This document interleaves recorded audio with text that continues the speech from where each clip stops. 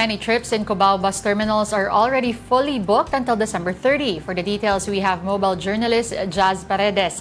Jazz, kamusta ang sitwasyon dyan?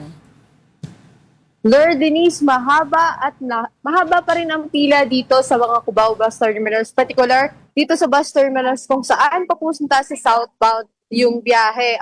Ang mga biyahe dito ay mga papuntang Daet, Camarines Sur, Camarines Norte, papuntang Albay, at meron ding mga pa Quezon Province. At iyon, papakita ko sa inyo, Lord Denise, yung kasalukuyang sitwasyon dito. Ito sa aking likuran ay ayan yung mga papuntang Quezon Province at Aurora, yung pila na yan. Ang mga biyahero na dyan ay hindi pa sila nakakapag-book ng ticket, so nag-aantay pa sila na makakuha ng ticket. Habang dito naman sa kabilang side, ito naman yung mga nakapila papunta sa Daet, at meron pa din sa aking likuran. Ito yung kasunod na pila niyan. Simula kaninang umaga, pagdating natin ay puno na nga itong terminal na ito at napakahaba ng pila.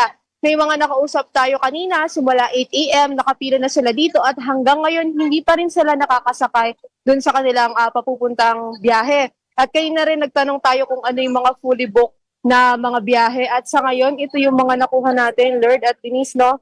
Ang Cagayan at Quirino Province, wala na, fully booked na yung mga biyahe hanggang December 30. Gayun din, papuntang Albay, particular, papuntang Naga, ay fully booked na rin yung mga biyahe dito. Pero itong sa Daet, actually fully booked na rin yung mga fully aircon buses. Pero meron ding mga extra buses dito, yung mga non-aircon buses kung saan pwede yung mga chance passengers o yung mga walk-in na sumakay para makabalik sa kanilang probinsya. Pero unfortunately kanina na may mga nakausap tayo, yung mga papuntang Camarines Sur, may mga dumadating pa ring mga pasahero pero hindi na sila napagbigyan makapag-book ng kanilang seats para sa bus.